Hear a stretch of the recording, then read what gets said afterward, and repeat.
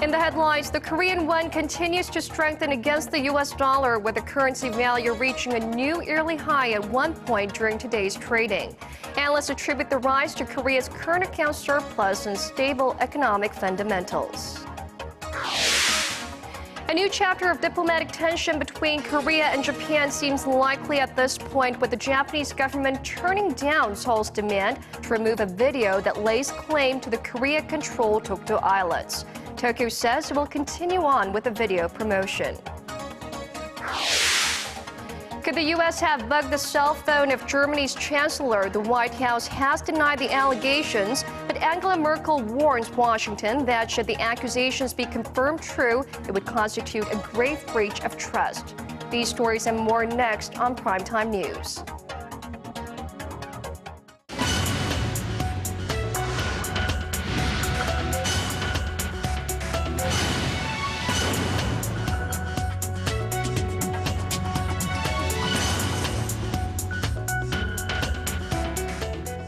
Good evening and welcome to Primetime News. It's Thursday, October 24th here in Korea. Live from Seoul, I'm Ju filling in for Ji-hye. And I'm Sean Lim. Thank you so much for joining us. We begin this evening with Korea's ongoing currency rally. The won continued its rise against the greenback on Thursday, reaching its highest level of the year at one point. The trend, however, was reversed at the closing bell as government authorities hinted at the possibility of stepping in. Arirang News' Hwang has the details. The Korean won strengthened against the greenback to 1,054.3 won during trading in the afternoon session on Thursday, its highest level so far this year. This comes amid a weakening U.S. dollar prompted by the Federal Reserve's decision to delay its tapering of stimulus measures and foreign investors stampeding into the Korean stock market. The won's rise, however, was overturned on Thursday right after foreign exchange authorities warned about speculation with the Korean currency. Officials from the Ministry of Strategy and Finance and the Bank of Korea said that the local currency is strengthening too quickly and by too much. The authorities added that they are closely monitoring the financial markets and that they will take action if necessary.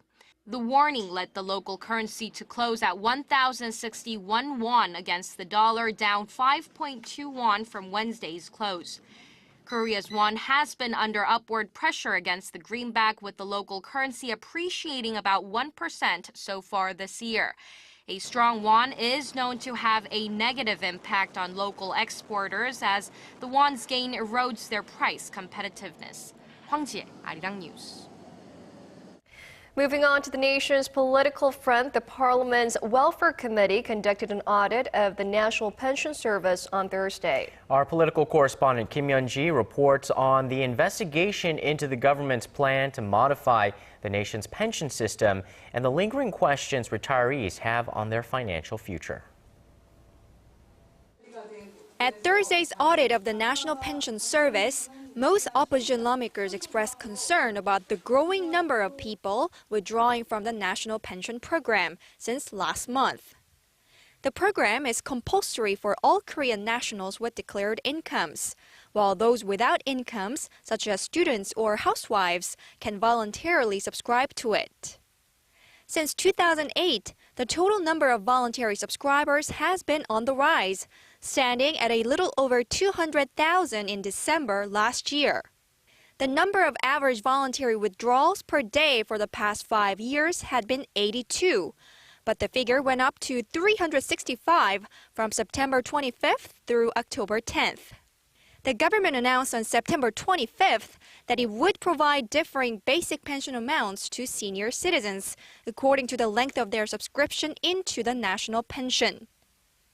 Most of the people withdrawing said they are worried that they may receive a smaller payout of basic pension if they continued subscribing to the national pension for a longer period. Opposition lawmakers argued that this was a reflection of people's eroding trust in the National Pension Service, which since its founding in 1987 has built up its image as a financial safeguard for a rapidly aging society. However, ruling party lawmakers argued that just 20,000 of the current 180,000 voluntary subscribers are expected to drop out of the program within the year, which they say shows that the public angst will eventually pass. Opposition lawmakers pointed out that only about 50,000 people are expected to newly subscribe to the pension program by the year's end, which is half of the number of new subscriptions last year. However, ruling party lawmakers argue that connecting the basic old age pension, a complementary system for senior citizens, to the national pension program is the right step to ensuring the long-term sustainability of the national pension. But opposition lawmakers say linking the two threatens the very soundness of the national pension program that is worth $380 billion. Kim Hyun-ji, Arirang News. Seoul's Unification Ministry says the North Korean Red Cross sent an official letter this afternoon indicating it will return 6 South Koreans on Friday across the border at Panmunjom. But their identities and whether they voluntarily crossed the border to the north in the first place is not yet known. Officials at the ministry presume that group includes 4 South Koreans who were reported to have been detained in the north since 2010. The North's official Korean Central News Agency had reported that authorities were investigating 4 South Koreans in February 2010 for illegally having entered their country. South Korean officials say it's fortunate that Pyongyang has made such a decision from a humanitarian standpoint. The government plans to carry out an investigation on the 6 detainees once they return. Despite a recent push to resume the 6-party denuclearization talks, the major players in the dialogue, namely South Korea and the U.S. on one side and North Korea on the other, are still clearly divided on the preconditions. Pyongyang is digging in its heels over its nuclear program, while new satellite images released by a U.S.-based institute suggest they are ramping up construction at a key nuclear test site in that country. Son Jung-in has the details. North Korea will not sit back at the negotiating table with South Korea and the United States unless they first stop demanding its denuclearization. That was the message North Korea's foreign ministry spokesperson sent through a statement on Wednesday. As long as nuclear threat continues from the outside, we must strengthen our nuclear deterrence. We will not tie down by anyone. The spokesperson said the North has no choice but to continue with its nuclear deterrence against the U.S.'s nuclear threat and hostile policies. However, South Korea and the U.S. remain firm on their stance that a new round of talks will not take place unless North Korea demonstrates its seriousness about denuclearization through concrete actions. Meanwhile, the U.S.-Korea Institute at the Johns Hopkins School of Advanced International Studies says North Korea has built 2 new tunnel entrances at its Punggye-ri nuclear test site. The institute said on its website 38 North on Wednesday that the progress seen in satellite images taken on September 27th suggests that the North may be preparing to conduct additional underground explosions in the future as part of its nuclear weapons development program. Son Jung-in, Arirang News.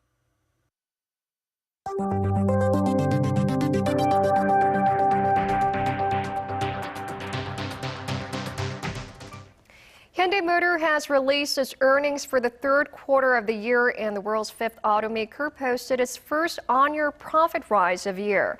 While sales were down at home and in the U.S., Hyundai made fresh inroads in China and Brazil. Our Paul Yi reports.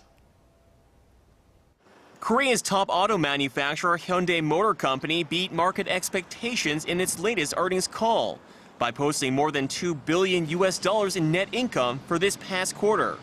It's a small but welcome victory for the local auto company, as it earned its first quarterly net profit of this year following sluggish domestic demand and drawn-out disputes with union workers.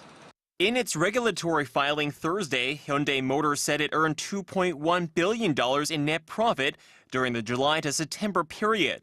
But when comparing its performance from last year, Hyundai has been suffering from declining to sluggish growth. A sharp fall of 15% in on-year growth in the first quarter weighed heavily on the Seoul-based company that's been facing mounting challenges this past year. The company estimates it lost over 50,000 vehicles due to halted production during a 3-week union strike here in Korea. In addition, Japanese competitors such as Toyota have been chipping away at Hyundai Motors' market share in the U.S. due to a weakened yen. Nevertheless, worldwide sales increased 6% on year to $19.6 billion. The company attributes the boost to increased shipments to China and record sales in Brazil after production began there a year ago. Deputy Chief Financial Officer Kim Yong-tae says production will continue to stabilize and climb with the expansion of its third plant in China. Speaking at a conference call Thursday, Kim expects production to reach over 4.7 million units by the end of this year. Hyundai Motor predicts that the global auto industry will grow through next year, with annual sales peaking at 83.6 million worldwide. Paul Yi, Arirang News. Tokyo has flatly turned down Seoul's demand that it pull down an online video promoting the rocky islets of Dokdo as its own territory. This latest development has tarnished the two countries' ties that were already soured over a string of unresolved historical issues. Our Han Da-eun has the latest. Japan says it will continue to promote its sovereignty over Dokdo, the Korea-controlled islets, through videos posted online. Korea launched a complaint with Japan on the issue after the Japanese Foreign Ministry posted a minute-and-a-half-long video on YouTube last week that contends Japan gained sovereignty over the rocky islets in the 17th century and reaffirmed its claim in 1905. The video also claims Korea occupied the islets in 1952 in violation of the international law. Japan state-run NHK reports the Japanese Foreign Ministry plans to translate the video into 10 languages and link it to the ministry's website. In protest, Seoul's foreign ministry summoned a representative from the Japanese embassy in Seoul on Wednesday and demanded that Tokyo remove the video immediately. Seoul has called the action anachronistic and provocative, but Tokyo is not budging an inch. According to Kyodo News Agency, Japanese Foreign Ministry Press Secretary Kunisato told reporters that the government is doing what it must do to promote a more correct understanding of the situation. It appears the diplomatic tension will last for quite some time, as Tokyo also has plans to produce another video promoting its position that the correct name for the body of water between Korea and Japan is the Sea of Japan and not the East Sea, which is Korea's name for it. Korea isn't the only nation upset about Japan's nationalism. China on Wednesday also urged Japan to stop all provocations that are detrimental to China's sovereignty. Ministry spokesperson Hwa Chunying made the remarks after the Japanese Foreign Ministry released a video online claiming sovereignty over another disputed island chain in the East China Sea, which China calls Diaoyu and Japan calls Senkaku. Hwa said the Diaoyu Islands are part of China's inherent territory, a fact supported by historical evidence. Han Da-eun, Arirang News. Did the U.S. hack German Chancellor Angela Merkel's mobile phone? The German government says signs point to yes, and on Wednesday, Merkel demanded answers from the White House. Ji Myung-gil tells us more. German Chancellor Angela Merkel called U.S. President Barack Obama on Wednesday after the German government found evidence that the U.S. may have been monitoring Merkel's cell phone. White House spokesman Jay Carney said the president sought to assure Merkel that the U.S. is not monitoring and will not monitor her mobile communications. All I can tell you is what the president told the chancellor. The United States is not monitoring and will not monitor the communications of the chancellor. As we've said in the past, we gather foreign intelligence just like agencies, similar agencies of other countries. Despite the U.S. assurance, Merkel made clear to Obama that if the information proved to be true, it would be completely unacceptable and would constitute a grave breach of trust between the two nations. In a related development, French President François Hollande is demanding that the U.S. spying issue be discussed at a summit of European leaders that starts Thursday. He had called Obama earlier this week after France's Le Monde newspaper raised allegations that the NSA had intercepted tens of millions of phone calls in France in a single 30-day period. U.S. Intelligence Chief James Clapper has denied the report, saying it's misleading and inaccurate. Ji Myung-gil, Arirang News.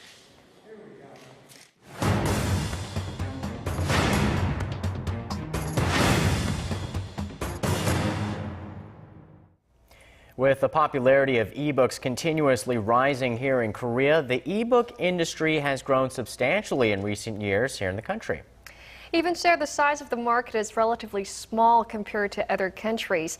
To tell us more about the latest trend in the nation's ebook market, we're now joined by our cultural correspondent, Park Ji-won. Welcome, Ji-won. Hello, Sean and Jinju. So, Ji-won, how large is the ebook market exactly? Well, the ebook industry in Korea is actually growing very fast. But compared to other countries, we are still in very early phase. For example, in the US, at the end of last year, the ebook industry accounted for about 30% of the total book market. And in UK, it was 16%. But Korea, most experts estimated that it's around 2 to 3% of the total book market. So we can say that we are in very beginning phase. So as you said, we still have a long way to go, but you did say this market is growing at a very fast pace. So just how fast is it?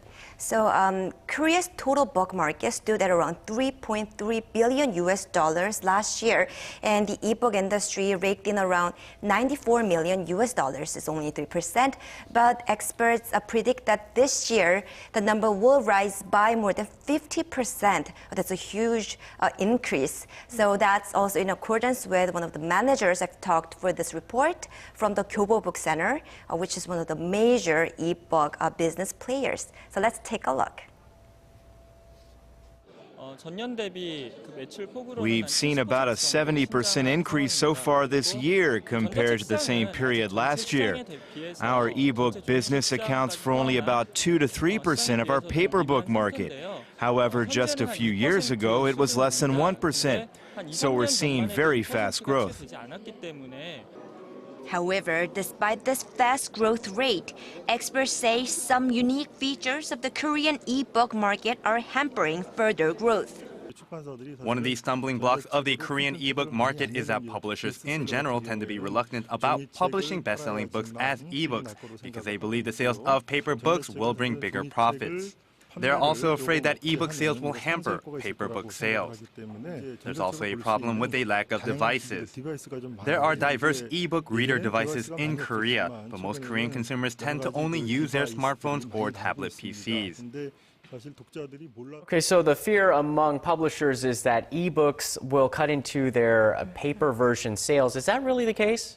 Well, for that matter, I interviewed a CEO from an ebook publisher, and he says it's not the case. So let's listen to what he had to say about this. 33-year-old Kim Sung-min is the CEO of a fast-growing ebook publisher. Although it's only been in business for a few years, his company has already published more than 100 ebooks. And Kim says ebooks can provide a better profit structure than paper books. I began to focus on publishing ebooks from 2011. Seeing the fast growth in foreign markets is one factor, but more than anything, I thought its profit structure was reasonable. When it comes to ebooks, you don't need to worry about inventory or sales on credit. What's more attractive about ebook publishing is that since you don't have to worry about unsold inventory, you can experiment more with the books you choose to publish. So the idea of publishing ebooks isn't profitable may not be so true. Then Ji-won, looking ahead, what's the latest trend in the ebook market here in Korea?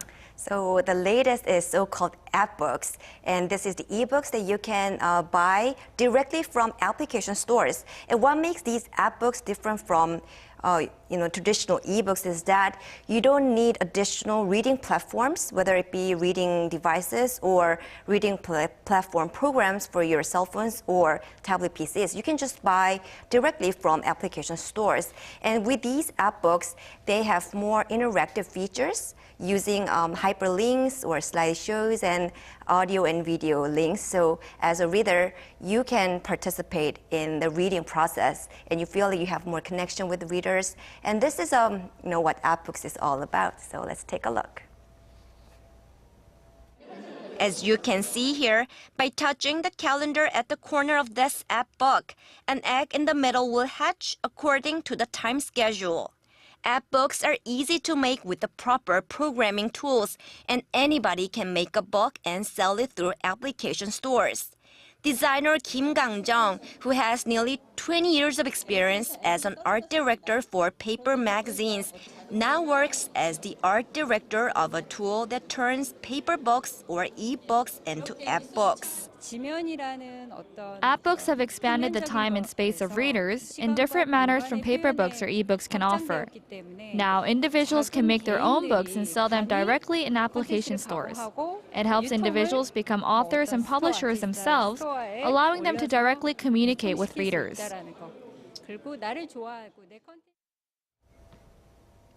All right, Ji-won, well, thank you so much for that report on the e-books and app books. It seems like there's a lot of options out there for us when we read. Sure, my pleasure.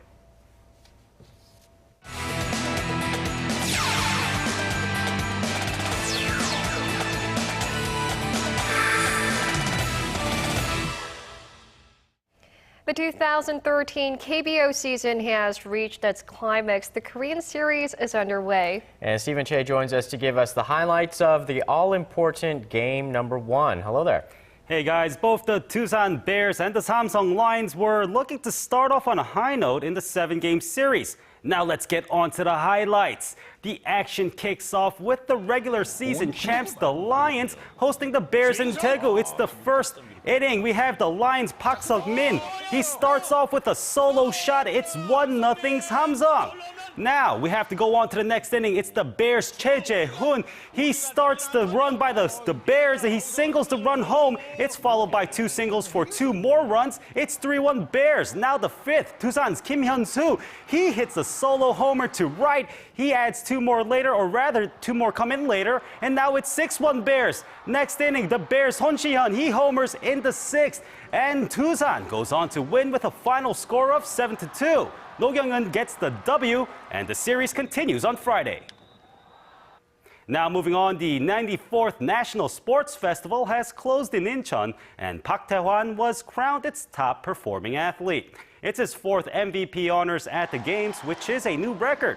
Earlier in the day, he failed to win his 5th gold medal in the 400-meter medley relay, but ended with 4 golds and a bronze for his efforts this week. And breaking it down by the region, Gyeonggi Province came in first in the medal count, followed by the cities of Seoul and Incheon. Now it's time to talk about Thursday's top KBL matchups, starting with the KCC Aegis facing the LG Sakers. Now we have KCC coming out very strong, but LG presses back. KCC's Tyler Wilkerson gets an early double-double. He later finishes with 27 and 17. Now it's a 1-point game at the half, but it's the Sakers and Davon Jefferson's night. He goes for 29 points, 7 boards, and 3 assists. And LG takes down KCC 92-87. Now heading on over to the Goyang Orions and the SK Knights in Ilsan. Another tight game here, and SK plays team ball. Kim Sun-young and 3 others end up with double-digit scoring, and the Knights hold on to beat the Orions 67-62. That does it for me here in the Sports Center. This has been Stephen Che. Check back at midnight for the latest in the world of sports.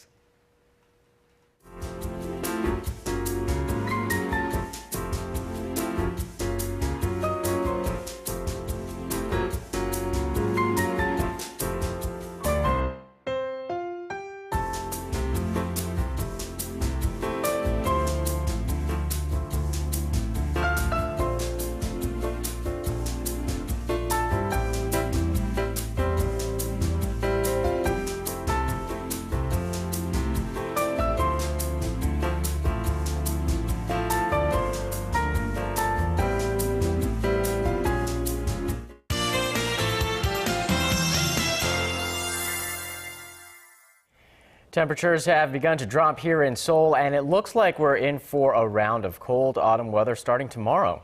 Yes, and for more details, let's now go over to our Kim Bo-kyung at the Weather Center. Bo-kyung, how cold is it going to get tomorrow? Well, guys, numbers will drop to the single digits tomorrow morning in the central regions, leading to frost in some areas. Now, moving on to our satellite map, as you can see, we have clear skies in the central regions, but it's looking cloudy down south. And it looks like the chilly autumn days will continue until early next week. Tomorrow's morning lows are forecast to dip to the single digits or to the low teens throughout the country. Numbers will rise to the mid to high teens in the afternoon, but it's going to feel colder due to the strong winds, so be sure to dress accordingly. Although temperatures are going to drop, we should have clear skies all day. Seoul and Gwangju should dip to 7 degrees in the morning before reaching the mid-teens, that is, in the afternoon. Moving on to other regions, Jeju starts off the morning at 14 degrees with a daytime high of 17, and Mount Kumgang drops to -1 in the morning with a high of 11. That's all for now, but join me for another update after midnight. Well, that's our broadcast on this Thursday night. I'm Oh Jin-ju in Seoul. And I'm Sean Lim. Thanks for joining us. Have a great evening. We'll see you soon.